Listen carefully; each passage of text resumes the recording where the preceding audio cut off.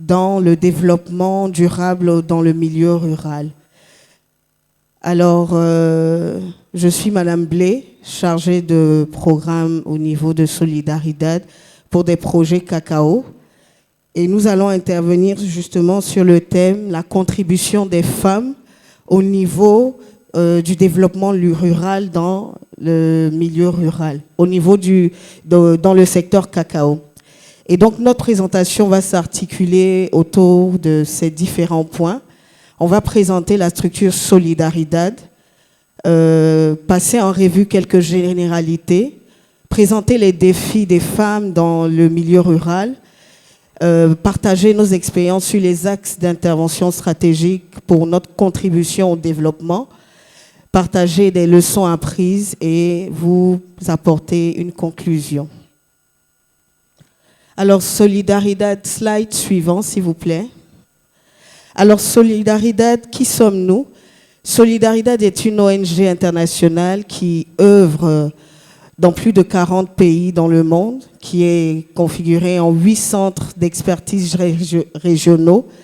Et la Côte d'Ivoire fait partie du centre d'expertise régional ouest-africain qui a son bureau principal à Accra.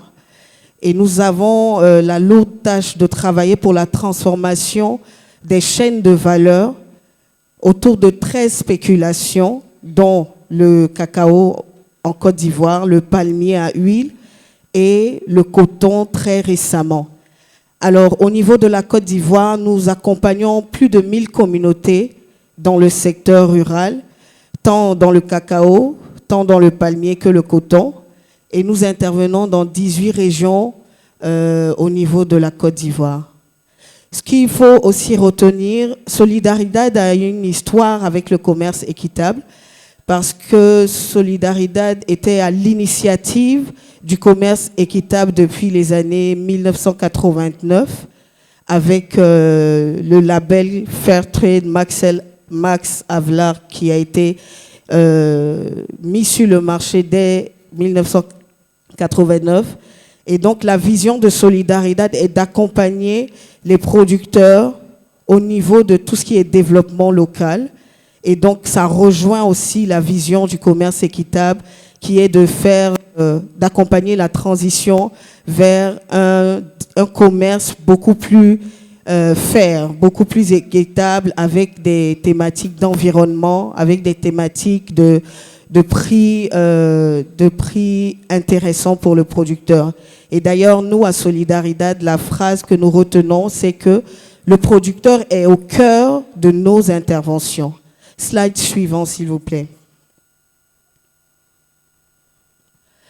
Alors, pour les généralités, selon le rapport de la Banque mondiale, nous avons 70% des femmes africaines qui sont en dessous du seuil de pauvreté.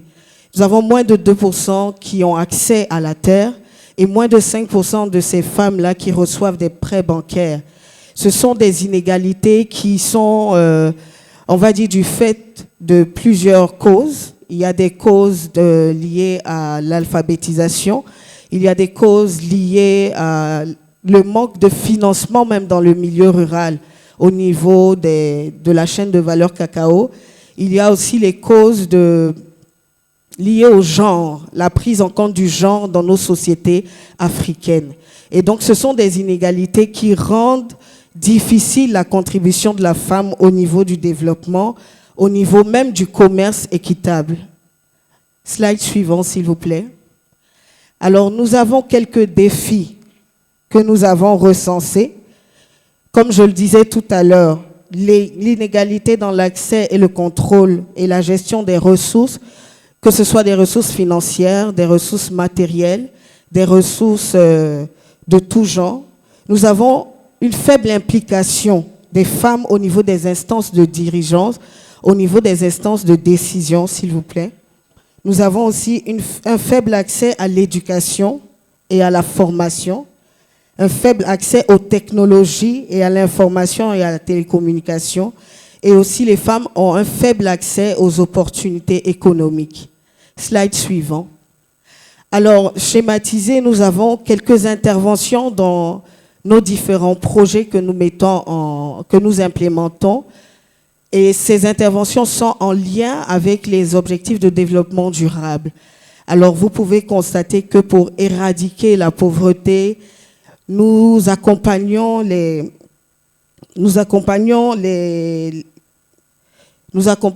producteurs, nos productrices avec l'éducation financière, des formations en éducation financière, être habitué à l'épargne avec la mise en place des associations villageoises d'épargne et de crédit.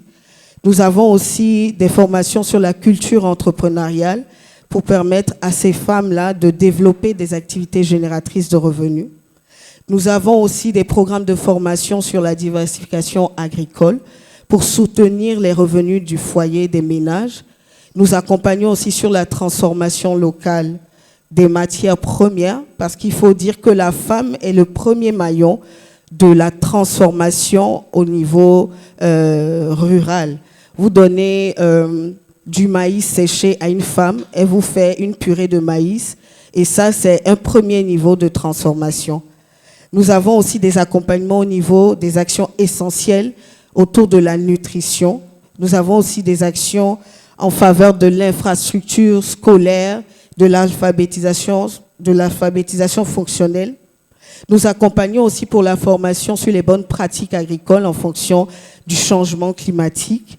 Et nous implémentons aussi des projets autour du travail des enfants pour permettre à ce qu'il y ait une remédiation indirecte pour la lutte contre le travail des enfants. Slide suivant, s'il vous plaît.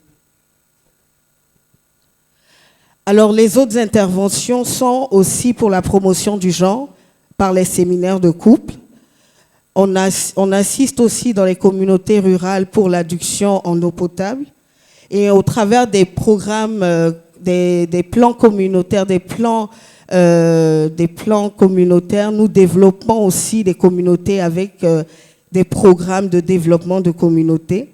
Et nous faisons aussi la promotion des emplois verts. Slide suivant, s'il vous plaît.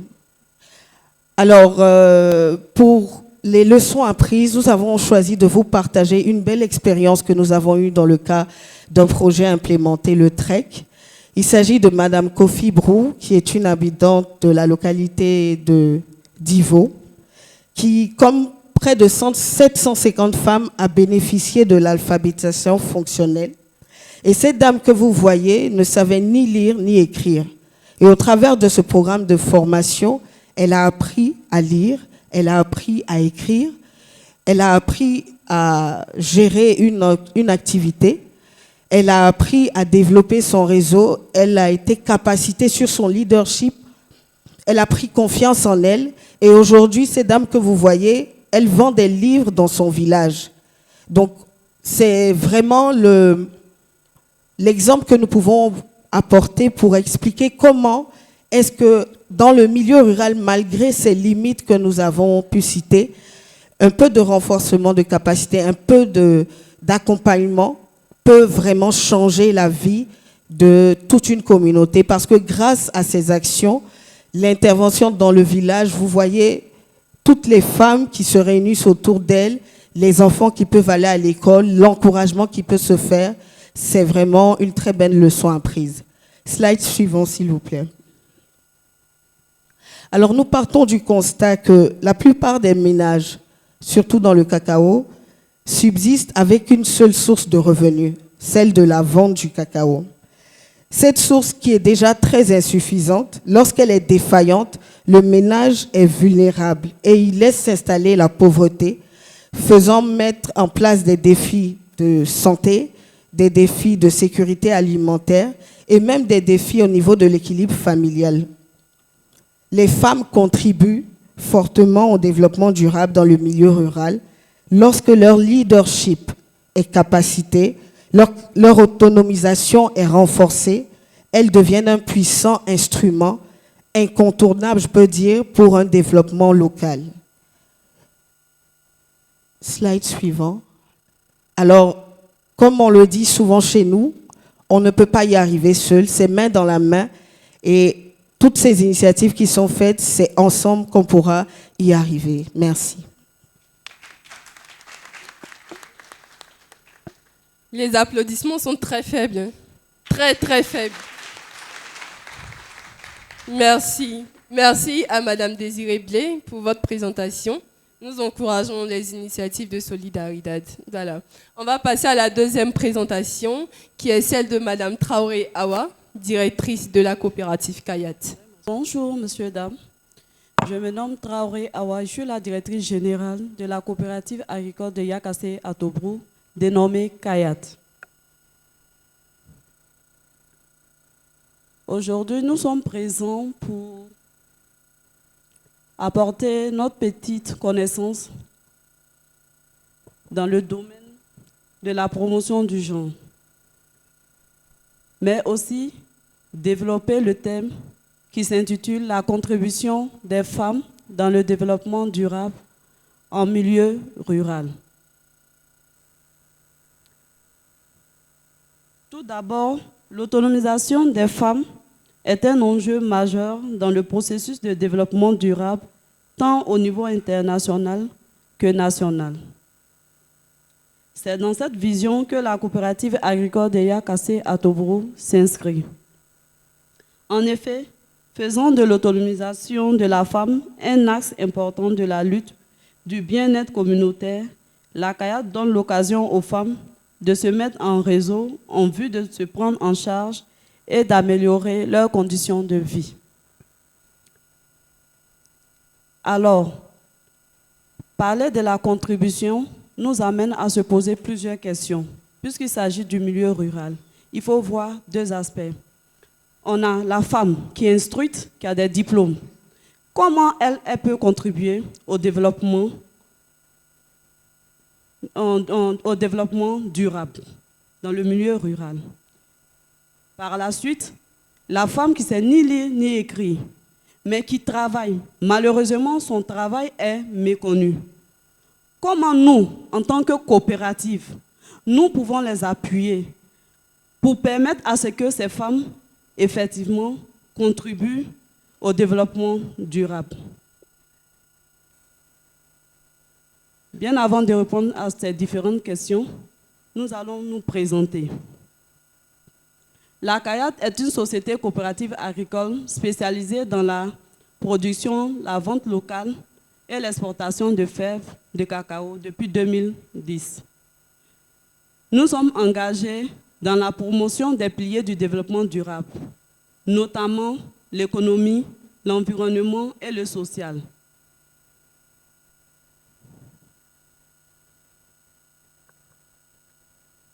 Tout à l'heure, dans mon introduction, j'ai posé des problèmes. Par rapport au premier problème, qu'est-ce que nous, en tant que coopérative, nous pouvons faire pour permettre aux femmes de contribuer efficacement au développement durable? Je prends le cas de Kayat. Nous avons mis en place une politique de promotion du genre, à telle enseigne que nous recrutons des femmes qui ont des compétences pour occuper des postes de responsabilité. C'est dans ce cadre-là qu'au niveau de l'administration, sur un effectif de 21 employés, il y a 12 femmes, soit 57%, qui occupent des postes de responsabilité. Notre vision, c'est le bien-être du producteur. Nos objectifs en termes de promotion du genre, c'est de contribuer à l'épanouissement de la femme dans la société par son autonomisation, son leadership et le développement de ses capacités. Et donc, partant de cette vision, notre politique bannit toute forme de discrimination, en particulier celle basée sur le genre. Notre politique salariale traduit également une égalité du genre dans la rémunération. Ce qui veut dire qu'on traite les hommes au même pied d'égalité que les femmes. Si pour le même poste, on paye quelqu'un à 100 000, la femme sera payée à 100 000. Il n'y aura pas de discrimination. Et donc, quand on résout ce problème, aujourd'hui, beaucoup sont étonnés de voir que la coopérative Kayat a évolué. Mais la coopérative Kayat a évolué, elle ne s'est pas faite par hasard, mais c'est grâce à l'apport de toutes ces femmes qui occupent ces postes de responsabilité. Tel qu'au niveau de la durabilité, nous avons par exemple Miss Dorian, c'est elle qui est chargée de tout ce qui est programmation. Au niveau de la comptabilité, ce sont des femmes. Donc pour dire qu'une femme qui est instruite peut contribuer effectivement à l'avancée d'une coopérative et même d'une autre société.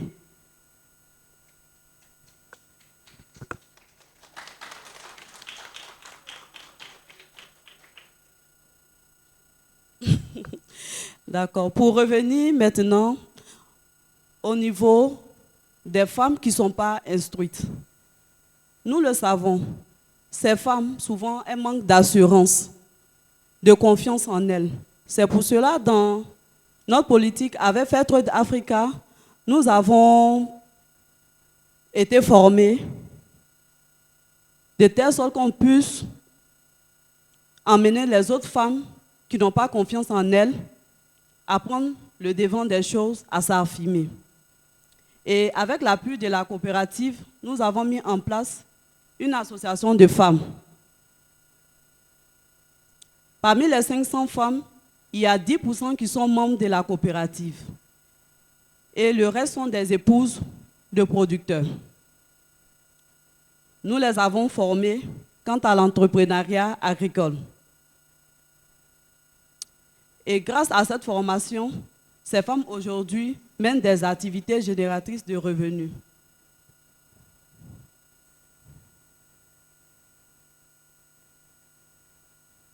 Nous avons la commercialisation des œufs de volaille qui permet aux femmes de pouvoir se prendre en charge. Et cela a été effectif avec l'appui du programme Équité 1 en partenariat avec AVSF. Par la suite, il y a la production vivrière. Ces femmes vendent le manioc, ce qui leur donne de l'argent, qui leur permet aussi de subvenir aux besoins de leur famille, ce qui règle un problème social. Nous avons aussi la petite transformation qu'elles font. Aujourd'hui, elles font le caramel de chocolat, le chips de manioc qu'elles vendent dans les écoles. Ce qui leur permet aussi d'avoir des ressources additionnelles. Et grâce à tout cet argent, elles peuvent scolariser leurs enfants, ce qui règle le problème du travail des enfants. Parce que la femme devient gardienne de son enfant, l'enfant n'aura plus à aller au champ, mais plutôt à l'école. Donc, l'autonomisation des femmes nous permet aussi de lutter efficacement contre le travail des enfants. Et enfin, au niveau environnemental, cette association des femmes produit les plants forestiers et fruitiers qui permettent de faire les reboisements, de faire l'agroforesterie. Et elles ne s'arrêtent pas là. Elles vont dans les communautés où elles sensibilisent les producteurs sur l'importance de planter des arbres dans leurs plantations afin de lutter contre le changement climatique. Donc, si on parle de tous ces différents points, que ce soit, parce que quand on parle de développement durable, il y a 3 aspects, l'économie, le social, l'environnement. On se rend compte que les femmes interagissent sur tous ces aspects. Par conséquent, nous pouvons dire que les femmes contribuent efficacement à l'atteinte des objectifs du développement durable dans le milieu rural. Et pour étayer tout ce qu'on dit, je vais appeler Mme Bekoin Ake Rosine, qui est une productrice. Sous vos ovations, s'il vous plaît.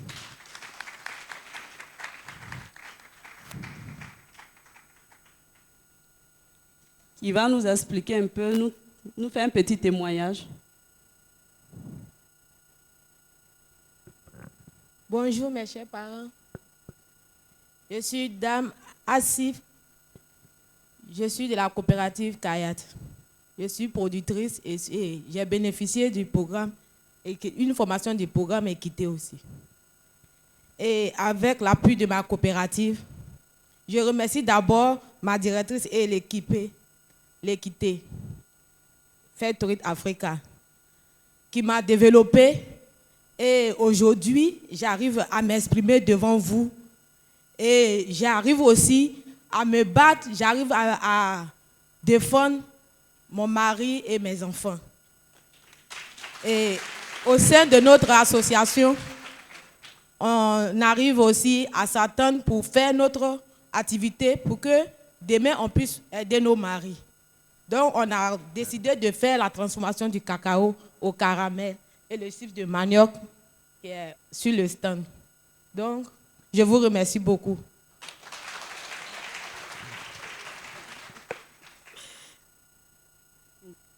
Nous souhaiterions améliorer nos produits en qualité et en quantité, installer une unité de transformation de manioc pour nos femmes, aller de la petite production artisanale à la petite transformation moderne et mettre en place une école de formation sur l'entrepreneuriat agricole pour les femmes.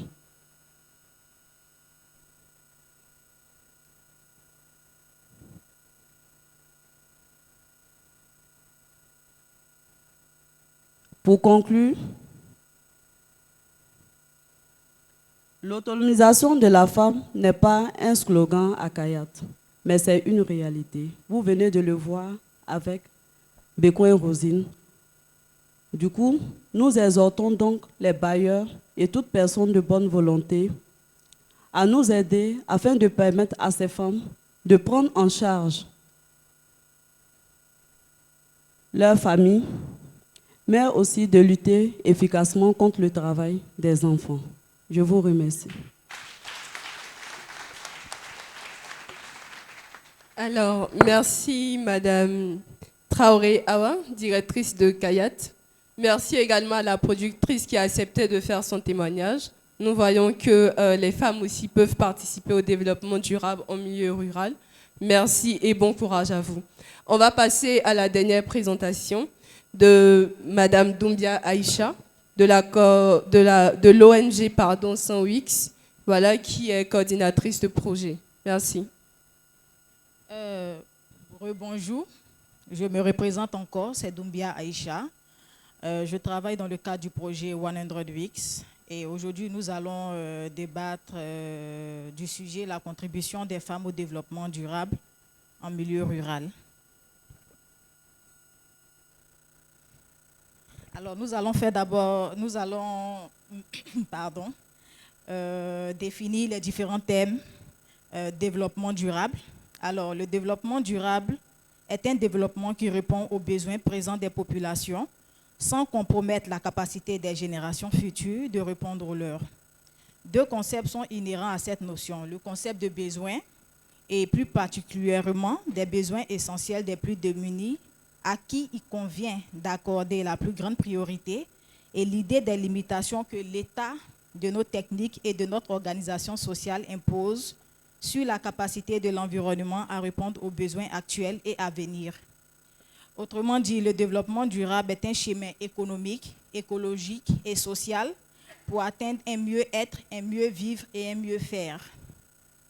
Alors, le monde rural, c'est l'ensemble des espaces cultivés, naturels ou semi-naturels habités. Les caractéristiques essentielles de l'espace rural sont d'une part la prépondérance de l'agriculture et de la sylviculture en tant que secteur économique et d'autre part le manque d'éléments urbains, la faible densité de l'habitat, le manque d'emploi ainsi que des déficits concernant l'infrastructure sociale et technique. Alors ici on voit en image le monde rural en Afrique comme on le connaît et en image on a le monde rural sur d'autres cieux et l'image d'une ville moderne. Alors, on va maintenant parler de la situation générale des femmes. Les femmes représentent 50% de la population mondiale, mais elles sont surreprésentées dans les groupes les plus pauvres et vulnérables, tandis qu'elles sont sous-représentées parmi les décideurs et les moteurs du changement. En milieu rural, on assiste à une division inégale des tâches entre hommes et femmes, ce qui entrave fortement leur possibilité de développement d'activités génératrices de revenus. Elles consacrent entre 15 et 22% de leur temps aux travaux domestiques, 3 à 7 fois plus que les hommes, soit entre 8 et 10 heures de travail supplémentaires par semaine par rapport aux hommes. L'inégalité des genres et l'accès limité au crédit, aux soins de santé et à l'éducation constituent autant de défis pour les femmes en milieu rural. La crise économique mondiale et les changements climatiques de ces dernières années n'ont fait qu'aggraver la situation. Donc, la FAO estime que si les agricultrices bénéficiaient du même accès aux ressources agricoles que les hommes, la production des fermes tenues par des femmes dans les pays en voie de développement pourrait augmenter de 20 à 30%, ce qui pourrait réduire le nombre de personnes souffrant de la faim dans le monde de 100 à 150 millions. La non-reconnaissance de la contribution des femmes au travers notamment de leurs entreprises et de leurs activités économiques limite fortement leur accès au financement, aux nouveaux marchés et au savoir, qui sont autant de facteurs essentiels de la croissance économique et de la réduction de la pauvreté. En effet, les femmes contribuent généreusement à l'économie et constituent une importante proportion de la main-d'œuvre agricole au niveau mondial.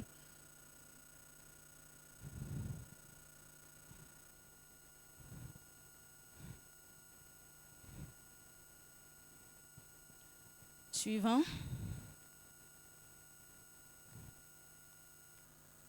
Ok, merci. Donc, la question que 100 Weeks se pose, c'est et si on donnait des moyens aux femmes? Alors, qu'est-ce que le programme 100 Weeks? 100 Weeks est une plateforme de dons directs qui met en relation les donateurs et les femmes vivant dans la pauvreté par le biais de transferts monétaires mobiles inconditionnels hebdomadaires. Les donateurs sont informés de l'impact de leurs dons. Alors, il y a 3 composantes qui se renforcent mutuellement. Les femmes reçoivent de l'argent, du cash chaque semaine, et ce, sur 100 semaines. Donc, elles reçoivent le cash.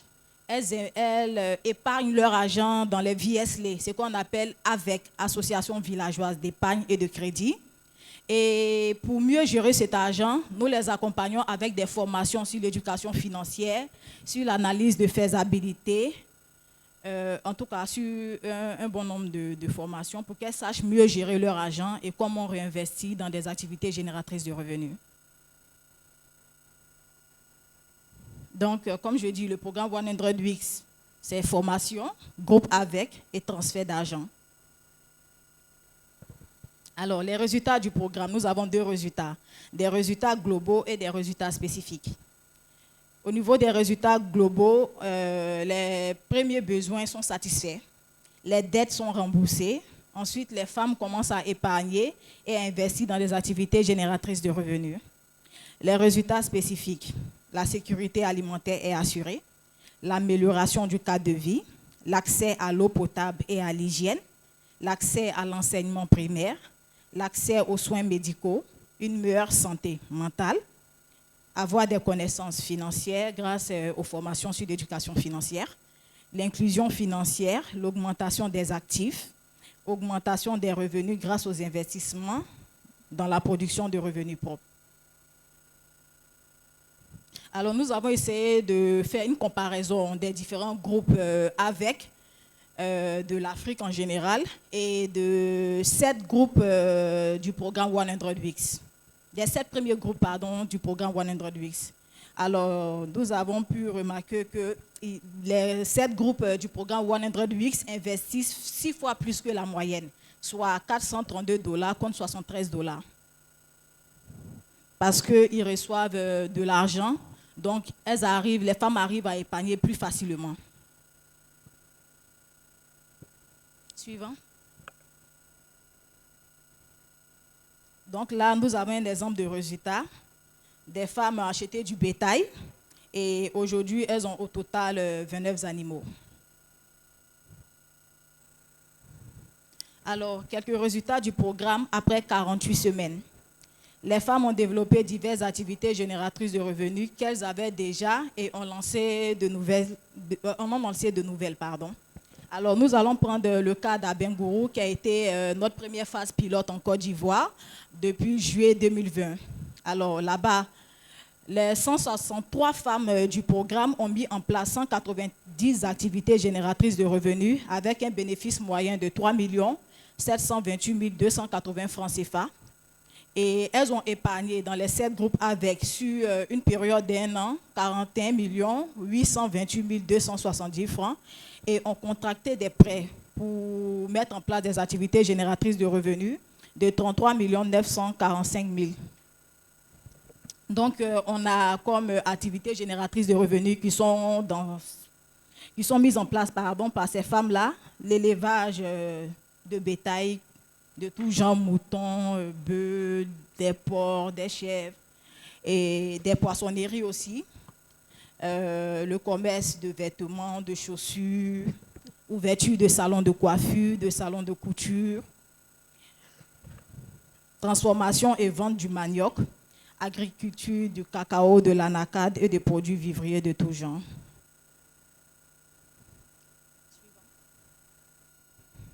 Donc, sur ces images, vous verrez des femmes dans leurs différentes activités. Voilà. Suivant. Donc, nous allons vous donner les chiffres clés. Alors, nous avons maintenant 144 après 1 an et demi d'activité en Côte d'Ivoire. Nous avons 1705 bénéficiaires, donc, dont 1178 qui bénéficient des cash transferts chaque lundi. Et nous espérons atteindre 3000 bénéficiaires d'ici la fin de l'année 2022. Alors, les coopératives avec lesquelles nous travaillons, il y a la coopérative Copaproman à Bengourou, avec qui nous sommes à notre 75e semaine. Il y a les coopératives Ekojada d'Aloa et Ekam Ameagi, avec qui nous sommes à notre 42e semaine. Il y a les coopératives Sokasib, Sokofem, Kapativa, CACF, CFPR, Cana, avec qui nous sommes à notre 5e semaine. Alors, depuis le début du projet et avec ces 1178 bénéficiaires qui reçoivent des cash transferts, nous avons 200 680 000 francs qui ont été transférés à ce jour. Donc, en conclusion, en donnant plus de moyens aux femmes, les investissements en milieu rural sont multipliés et les conditions de vie changent radicalement. Il serait donc primordial qu'il puisse exister plus de programmes destinés à rendre autonomes les femmes rurales pauvres par des initiatives d'intégration économique et de sécurité alimentaire. Merci. Un mécanisme de remboursement après. Parce que vous envoyez de l'argent aux femmes des AVEC, et lorsque vous envoyez cet argent-là, est-ce qu'il y a un moyen de rembourser cet argent ou bien l'argent va directement aux bénéficiaires et c'est comme ça, c'est bon? Merci beaucoup. Merci, je suis Grégoire Agaï, je suis le facilitateur régional du réseau AMEA pour l'Afrique de l'Ouest. Et j'ai bien apprécié les différentes interventions. Et ma première question est à l'endroit de 100 Weeks. Je suis très intéressé de savoir, et à la fin de l'accompagnement, qu'est-ce qui est fait pour les femmes? Après les 100 semaines, les femmes sont-elles laissées à elles-mêmes ou bien il y a un processus de suivi qui est mis en place? Ma deuxième intervention va à l'endroit surtout de solidarité, donc de Kayat. C'est très fort louable les efforts que Kayat fait à l'endroit des femmes. Et moi, en tant qu'intéressé par la professionnalisation des coopératives, je voudrais voir en retour qu'est-ce que ces interventions-là apportent dans le développement même de la performance de Kayat en tant que coopérative. Est-ce que par rapport à ça, il y a un meilleur renforcement et une meilleure présence de Kayat et sa capacité aussi à attirer davantage d'investissements? J'aimerais avoir un peu l'impact de cet accompagnement-là sur Kayat même en tant que coopérative. Et une dernière intervention à Solidaridad. C'est une question un peu générale, mais je voudrais quand même vous la poser pour voir un peu l'accompagnement de l'autonomisation des femmes que vous faites. Et quel rapport on peut faire de cela sur le commerce durable, puisqu'on parle aussi du commerce durable actuellement. Il y a plusieurs activités qui ont été menées pour accompagner les femmes, mais en matière maintenant de commerce durable, qu'est-ce que ça apporte concrètement? Voilà mes 3 interventions, je vous remercie. Merci. Oui, bonjour, je suis Madame Koulibaly. Donc, je voudrais poser la question à One Week, 100 Week et Solidaridad. Moi, en tant que directrice générale d'un cabinet, coachant par exemple souvent des associations de femmes, et c'est à juste titre que, étant femme, ça m'intéresse la contribution des femmes dans le développement rural. Et quand on parle de développement rural, comme tout à l'heure, il a eu une partie de ma question qu'il a posée, il ne suffit pas de donner de l'argent aux femmes. Quand on leur donne, quel est le suivi qui est fait derrière? Cette autonomisation qu'elles ont, est-ce qu'elle est pérennisée dans le temps? Parce qu'il ne suffit pas de donner de l'argent. Parce que vous me donnez de l'argent, je ne dois pas rembourser, je le dépense en 1 mois, 2 mois, et je repars encore vers vous. Est-ce qu'il y a un suivi qui est fait pour que cela soit pérenne et même faire de telle sorte que ce qu'elles ont, je prends un peu les business angels, qu'elles donnent de l'argent, cet argent est recollecté pour aller encore investir sur d'autres femmes. Est-ce que c'est dans ce sens-là? Maintenant, pour Solidaridad, ma question serait, est-ce que le suivi est fait jusqu'à dans les contrées? Donc, par exemple, les coopératives que vous accompagnez, est-ce que vous partez jusqu'à chez elles ou c'est seulement en ville que vous vous arrêtez, on vient, on fait le projet avec vous? Est-ce qu'il est implémenté jusqu'à dans la campagne avec ces coopératives-là? Parce qu'il serait bien qu'ils sachent qu'il y a un suivi, il y a un accompagnement, mais quand on vous voit, ça donne un peu plus de crédit à l'accompagnement. Je voulais savoir si vous partez jusqu'à dans ce sens-là. Je vous remercie. Merci. La dernière question de la première série de questions. D'accord. Donc, on va commencer avec Madame Désirée Blé, qui va répondre à vos questions. D'accord, merci beaucoup. La première question, c'était comment bénéficier de Solidaridad. D'abord, pour revenir, Solidaridad n'est pas un projet. Solidaridad est une ONG qui implémente des projets. Et il y a 2 axes, enfin il y a 2 entrées pour bénéficier des projets implémentés par Solidaridad. Il y a des appels à projets directs ou il y a des projets implémentés par des bailleurs. Donc vous avez des bailleurs qui veulent poser des actions dans les communautés et donc qui nous sollicitent avec un certain nombre d'éléments, des critères qui nous permettent de sélectionner les bénéficiaires. Donc c'est au travers de ces 2 axes que vous pouvez bénéficier des projets et de l'implémentation, de l'accompagnement technique de Solidaridad.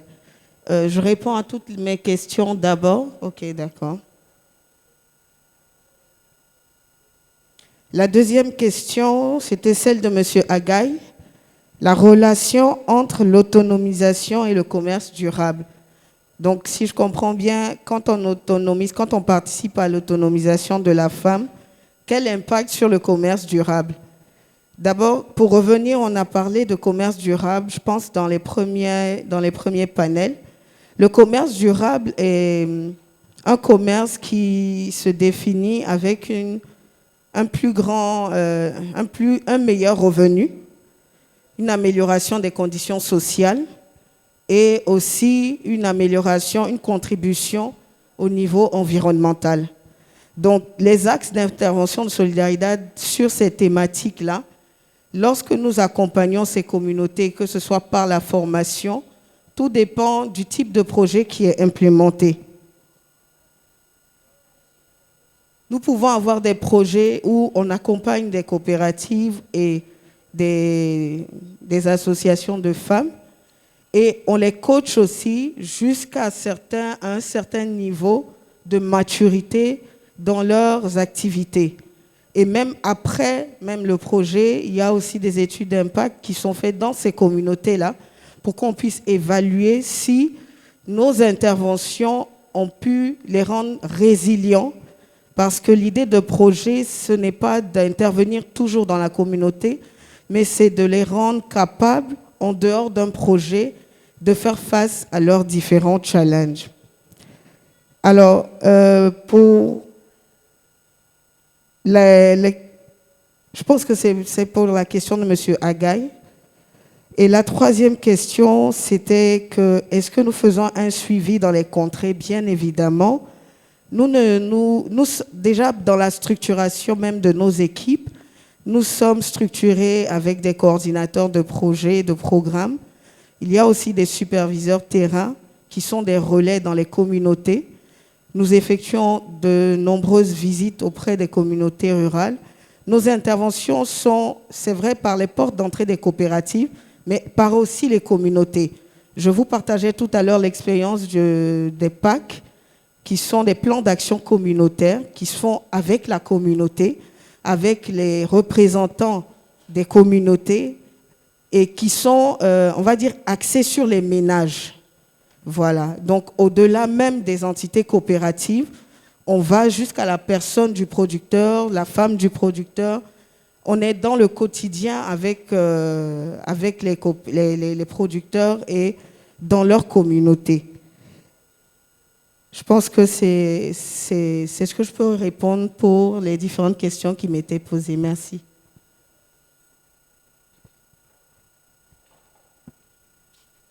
D'accord. Pour répondre à la première question de Divine, concernant le suivi qui est fait sur le terrain, je peux dire que nous suivons les femmes, parce qu'en 2017, nous étions à 150 femmes. Aujourd'hui, nous sommes à 500 femmes. Du coup, il y a eu un impact à partir du programme qui avait été mis en place pour permettre à ces femmes de sensibiliser leurs sœurs. C'est bon? C'était la seule question? Ok. Au niveau de la deuxième question, l'impact sur Kayat. Je peux dire qu'il y a eu un grand changement. Parce qu'en 2017, nous étions d'abord à 1800 membres. Le fait de permettre aux femmes d'avoir leur place dans la coopérative, il y a eu un grand changement. De 1800 producteurs, nous sommes aujourd'hui à 3318 membres. Au départ, il n'y avait pas assez de femmes. Il n'y avait que 90 femmes. Mais aujourd'hui, nous sommes à plus de 300 femmes. Donc, il y a eu une nette amélioration. Même au niveau des infrastructures, on avait un magasin de stockage d'une capacité de 100 tonnes. Aujourd'hui, on a un magasin d'une capacité de 1000 tonnes. Au niveau des partenariats, nous avons pu diversifier nos partenaires du fait de notre sérieux. Donc, c'est pour cela que j'insiste pour dire qu'en associant la femme au niveau des activités de la coopérative, nous boostons les choses, nous évoluons de la plus belle des manières. Merci.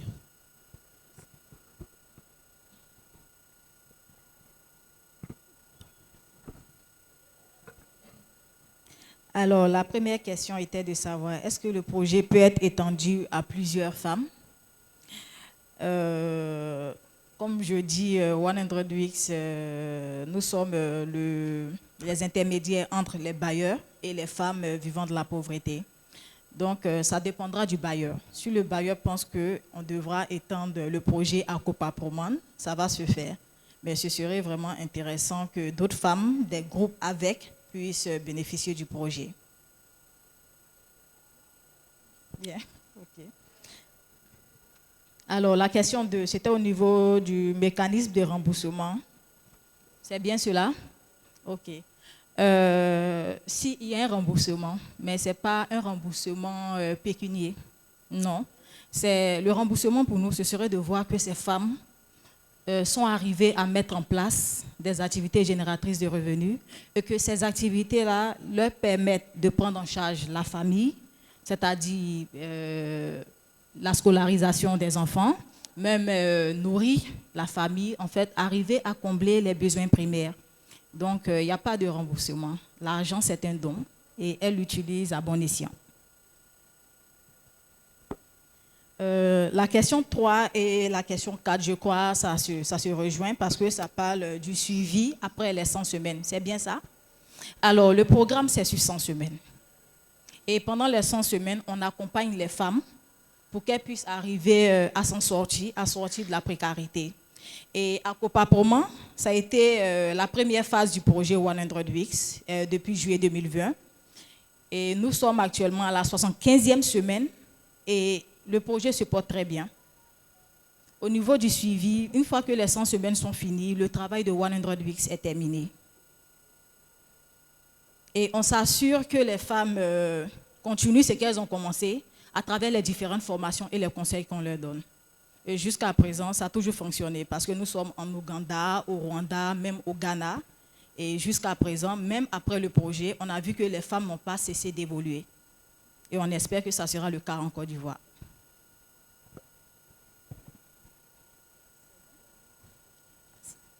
Voilà, merci aux 3 dames. Il n'y a plus de questions. Voilà. Oui, bon, une dernière question. L'autre micro.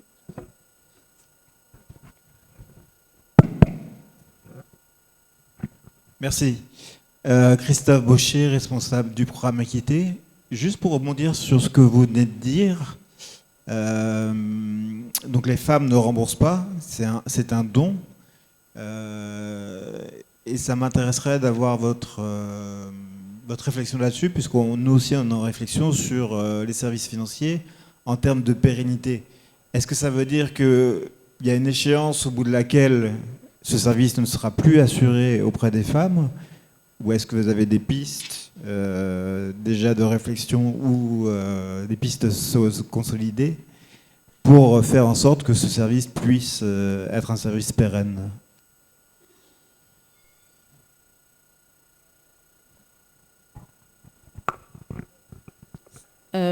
Comme je l'ai dit, en fait, c'est sur 100 semaines. Le projet ne dure que 100 semaines, c'est-à-dire 2 ans. Oui, et quand les 100 semaines sont atteintes, le projet il est terminé. C'est pour ça que nous évoluons par zone. Par exemple, on a commencé à Bengourou, ensuite Daloa Meagui. Donc après 100 semaines, le projet il est fini. On donne en fait le choix aux femmes de gérer leur argent elles-mêmes.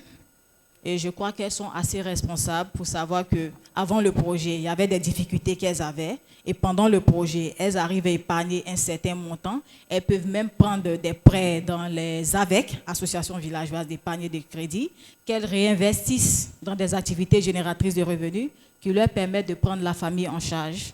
Et quand tu quittes de 0 à peut-être 5, je crois que ce qui serait logique, ce serait de progresser.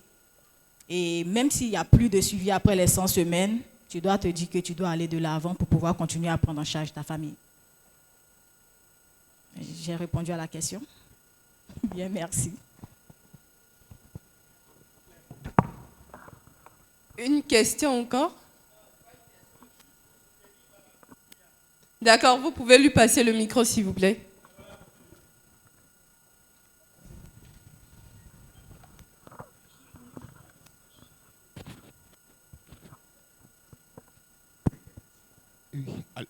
Juste pour soutenir un peu ce que Mme Doumbia est en train de dire, comme les participants demandent le suivi après les 100 semaines, effectivement, le suivi est vraiment de mise, si je peux le dire. Parce que chez nous, comme ça, nous sommes à la 75e semaine.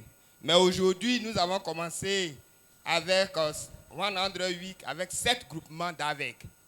Mais à l'heure où je vous parle, nous sommes à plus de 70 AVEC dans notre localité. Plus de 70 AVEC. Et ça marche parfaitement. Aujourd'hui, les femmes font des réalisations, elles font beaucoup de choses. De telle sorte que même le chef du village même est impliqué dans la chose.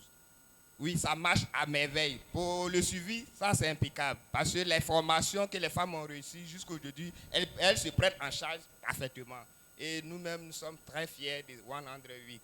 Ça, sur ce côté, je demande aux panélistes vraiment d'ovationner 100 Week pour le travail qu'ils sont en train de faire. Merci. La dernière question. Oui, la dernière des dernières. Merci. Je me présente, je suis Tano Estelle, coordinatrice projet au sein de la coopérative COPCAKF. Alors ma question est la suivante, c'est de savoir quelles sont les conditions pour que des femmes puissent en bénéficier. Merci. Et à hauteur de combien? Merci. La question est destinée à Madame Doumbia.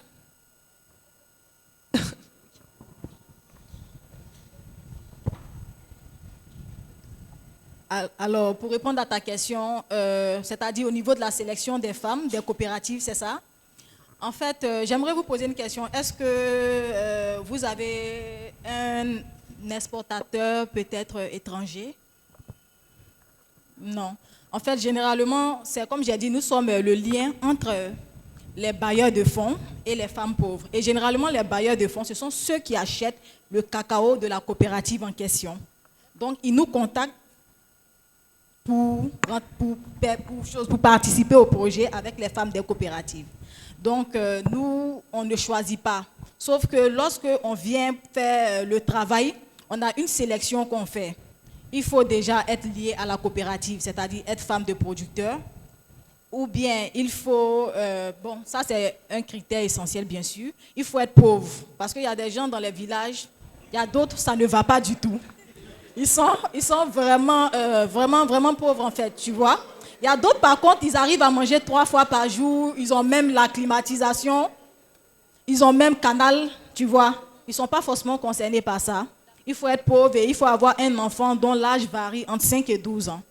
Donc, il n'y a pas vraiment de critères pour sélectionner une coopérative. C'est le bailleur qui dit, par exemple, ah ouais, par exemple, Copaproman, c'est Unilever vers le bailleur. Et dans d'autres endroits, il y a le chocolatier Tonis qui est le bailleur. Donc, ça dépend en fait du bailleur. Il peut te dire, OK, cette coopérative, je veux connaître cette coopérative. Donc, nous, on fait le travail, sauf que nous, nos conditions, c'est ça. On a un critère de sélection parce qu'on ne peut pas prendre tout le monde pour participer au projet. Il faut que ce soit vraiment des personnes qui sont en difficulté. C'est bon? Et il n'y a pas 5 francs à payer, c'est gratuit. D'accord, merci beaucoup. Okay. Merci. Donc, on va faire une dérogation pour le MC qui a une question. Absolument, puisque nous aussi, nous faisons une restitution dans nos radios. Vous venez de dire que pour bénéficier, il faut d'abord être pauvre. C'est quoi le critère de pauvreté chez vous? Parce qu'on peut avoir Canal et puis être pauvre. Ça peut être un don. Moi, dans ma radio, par exemple, ils ont mis Canal chez moi, on m'a offert un split. Ce n'est pas moi qui paye ma facture, c'est ma structure. Vous comprenez? Et puis vous dites encore qu'il faut avoir un enfant dont l'âge varie entre 5 et 12 ans. Donc ça veut dire que si tu es enfant de 4 ans, tu n'es pas pauvre. Donc je veux qu'on nous explique pour qu'on comprenne c'est quoi la pauvreté pour vous. C'est pas lié en fait. Merci. Alors, l'enfant entre 5 et 12 ans, en fait, ce n'est pas forcément lié à la pauvreté, cet enfant-là. Parce que généralement, quand on a un enfant à charge, on a plus à dépenser que quelqu'un qui n'a pas d'enfant. Donc, c'est pour ça qu'on insiste aussi sur ce critère-là. Et au niveau de la pauvreté, il faut que, en fait, parce que c'est pour ça qu'on met en place un comité de sélection. C'est le village qui confirme que vous êtes pauvre. Non, arrêtez de dire parce qu'il n'y a pas que le village qui confirme. Nous aussi, on est présents lors de la sélection. Nous aussi, on est présents lors de la sélection. Il y a le chef du village, il y a le président des jeunes, il y a l'équipe 108 qui est présente. Et on arrive en fait à savoir si une personne est pauvre. Par exemple, il y a des... On peut m'écouter? S'il vous plaît. Par exemple, il y a des personnes où tout le monde peut attester dans le village qu'ils mangent 1 fois par jour. Il y a des personnes, tout le monde peut attester parce que c'est vraiment difficile pour cette personne. Il y en a d'autres aussi, peut-être que son mari est producteur de cacao et il vend mieux. Il vend mieux que, par exemple, la femme. Elle peut être veuve, en fait, son mari est décédé et elle n'a personne pour s'en occuper d'elle ni des enfants. Qu'est-ce qu'on fait? On la privilégie par rapport à la femme qui a le mari qui vend mieux le cacao. Donc, c'est un peu ça nos indices de pauvreté. Satisfait? D'accord. Merci à tout le monde. On espère qu'il n'y a plus d'autres questions. On va remercier les dames. Merci à vous d'avoir accepté cette invitation, de partager votre expérience avec votre société. Merci et nous vous souhaitons le meilleur pour vos projets avec les femmes. Merci à vous tous. Merci pour votre attention. C'est la pause déjeuner, je suppose. Pas encore, d'accord. Donc j'appelle le MC. Merci. Merci. Je vous prie de l'ovationner. Voilà, la qualité de son intervention ne souffre d'aucune contestation par sa prestance, sa beauté et puis sa voix. Et puis les panélistes également qui nous ont distillé de très belles informations. Alors, je vais peut-être décevoir certains parmi vous, mais la pause n'est pas encore prête. Donc, on va rester ici. On dit d'éviter d'aller là-bas parce qu'il n'y a rien d'abord, ce n'est pas encore prêt. Voilà, donc on peut toujours discuter, même poser des questions même à IPS, à tout le monde, voilà. Alors, oui, les panélistes, Solidaridad, asseyez-vous. Moi, je travaille au niveau de la... Des débats d'idées, des échanges d'expériences qu'on voudrait. Pour ne pas qu'on soit cantonné dans, bon, je fais ci, c'est les pourcentages, c'est cela. Il faudrait qu'on puisse discuter de cela. On a même demandé à contribution le ministère de la Femme et de la Famille. Je ne sais pas s'ils sont dans la salle. Il y a un représentant du ministère. Ok. Voilà. Donc, on aurait voulu qu'ils puissent nous parler parce qu'il y a des plateformes qui sont faites.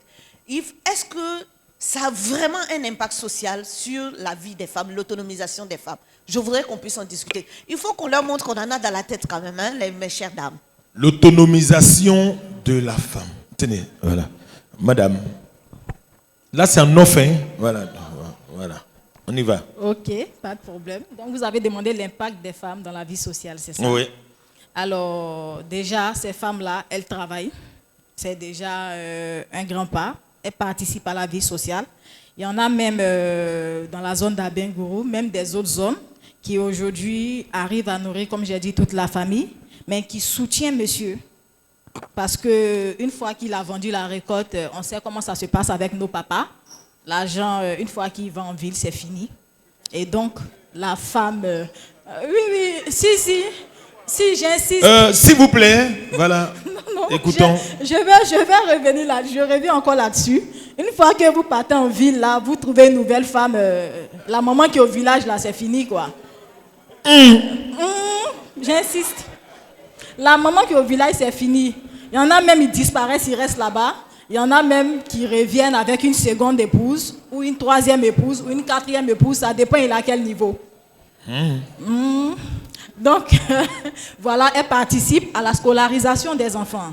Parmi les bénéficiaires, je parle plus d'Abengourou parce que c'est la zone que je manage. Donc, parmi les bénéficiaires, il y a des femmes qui inscrivent aujourd'hui leurs enfants, qui ont des enfants à l'université, qui, grâce au projet 108, arrivent à soutenir ces frères-là, qui ont des maris qui sont décédés, mais qui arrivent à s'en sortir. Donc, voilà un peu l'apport. Donc, il y a un impact. Oui, il y a un vrai impact, en fait. C'est il y a cela. un vrai impact. Ok, d'accord. Parce que quand on parle d'impact, il faudrait que ça soit visible et tangible. Je voulais parler de la Fédération des femmes productrices café cacao de Côte d'Ivoire, dirigée par Mme Ngouran, Viviane PCA. Elle a réuni récemment les dames dans cette même salle, il y a 10 jours, pour présenter les vœux du Nouvel An au DG du Conseil Café Cacao. 52 coopératives, toutes ces dames-là ont garé les voitures dehors. Moi-même, j'étais gazon, là, il n'y avait pas de voiture. Et ces femmes-là m'ont donné 10 000, d'autres m'ont donné 15 000. Bon, tu vois, donc ça veut dire que quand les femmes travaillent, ça nous arrange. Oui. Sinon, pas qu'on cherche deuxième femme. C'est pour que vous soyez autonomes. Non, vous partez en ville pour aller chercher quoi. Donc... On ne va pas en ville pour chercher. Souvent, les femmes nous cherchent, nous on se cache. On ne va pas les chercher. Voilà. Je défends les hommes. Allons-y, parlons toujours de l'impact de l'autonomisation de la femme sur la société, sur la famille. Et au début, il y a des hommes aussi qui n'aiment pas laisser les femmes entreprendre. Ça aussi, c'est compliqué. Il paraît que vous, les femmes, quand vous laissez la liberté, vous attrapez les garçons facilement.